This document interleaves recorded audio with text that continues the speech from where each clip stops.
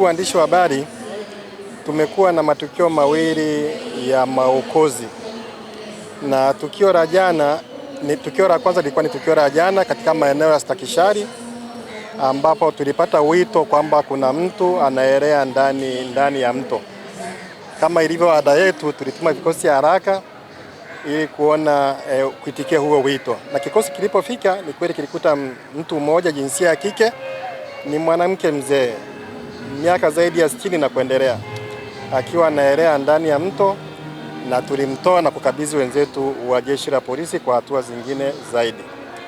Lakini sambamba na hilo pia, leo majira ya saa 5 na dakika kadhaa, tukiwa katika viwanja hivi vya Mnazi Mmoja, pia tulipokea wito wa tukio lingine la mwanamume kijana inakadiriwa miaka 21 kuja 26, kati ya 21 au 26, naye pia akiwa ameelea katika viwanja katika maeneo ya Surrender Bridge.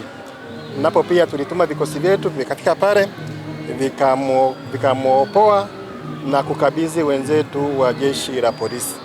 Ambacho napenda niseme, mara nyingi tukishaokoa au kuopoa, huwa tuna utaratibu unaofanyika katika vyombo vya ulinzi, hasa linapohusisha tukio la kifo.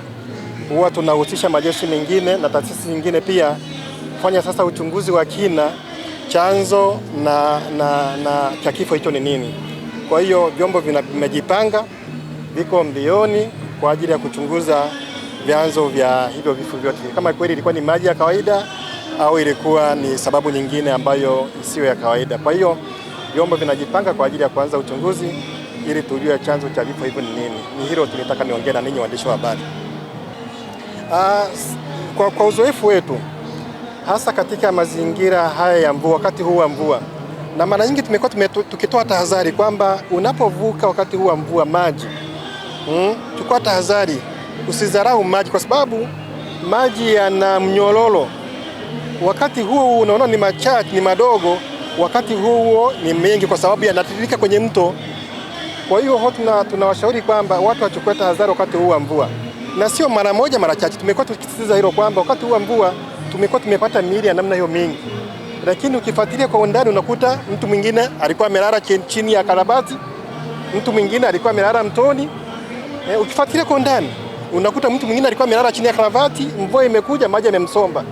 Mvua inaweza kanyesha kwenye milima ya Uruguru, maji yakafika huku, yeye mtu hajui, kwa mwisho wa siku anakuta yanafanya nini, yanamsomba. Kwa hiyo ushauri ni kwamba wakati huu wa mvua wananchi wachukue tahadhari za kutosha, msikae sehemu ambazo ni kwenye mabonde, kwenye mito, kwenye makarabati na sehemu zingine kama hizo. Kishki TV, nuru ya dini yako.